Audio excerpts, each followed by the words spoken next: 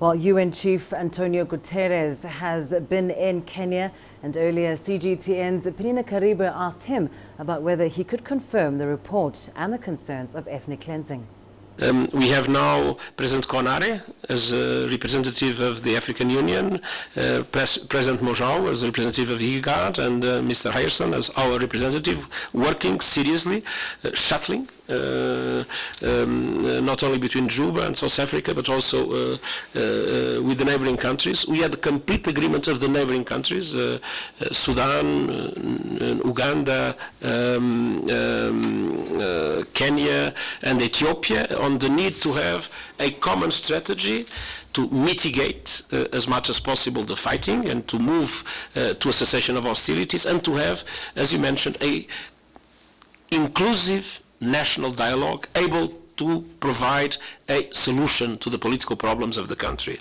So we are not yet there. We still have many incidents taking place, many fighting taking place, many problems taking place, but the risks of genocide have considerably diminished, and I'm hopeful that with this unity of work with African leadership, IGAD, African Union, and UN, we will be able to move in the right direction, being aware of the enormous challenges that exist.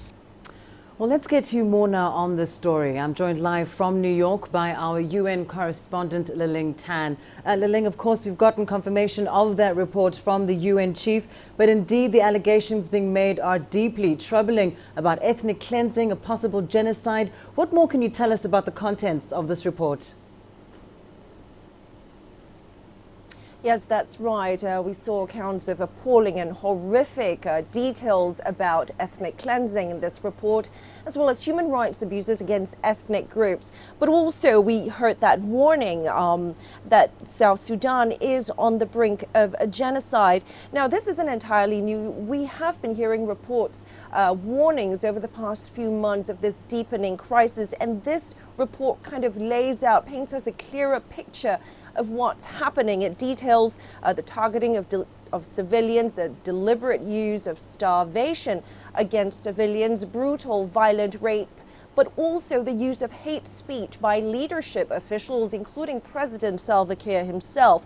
And the report also suggests that government soldiers, security service personnel, police officers, militia groups linked with the government may be behind these attacks. Now, many among these groups are ethnic Dinka. So while this isn't entirely surprising, while these accounts of human rights abuses are not entirely surprising, as we have heard about them before, this UN report really is by far the most comprehensive account detailing the deep crisis that civilians there face every day. And as you say there, Liling, the details may be new, but the warning that South Sudan may be on the brink of genocide is not new information. How does the UN then plan to act on what indeed is a crisis in South Sudan? Well, the UN wants accountability, it wants an investigation, it wants the fighting to stop. And as we just heard from Antonio Guterres, the Secretary General, he's using diplomatic efforts, speaking to to South Sudan's neighbors, to regional organizations to try and push through some sort of a peace solution, some sort of a political solution. But the real question is whether the UN's diplomatic efforts around the core center of this crisis and will have any significant impact, immediate significant impact on the ground, and whether it has enough clout to make things happen, to find a solution and bring rival sides to the table, given that its efforts to broker a peace deal so far have failed. All right, we'll of course be keeping a close eye on that. Thanks, Liling Tan, for joining us there in New York.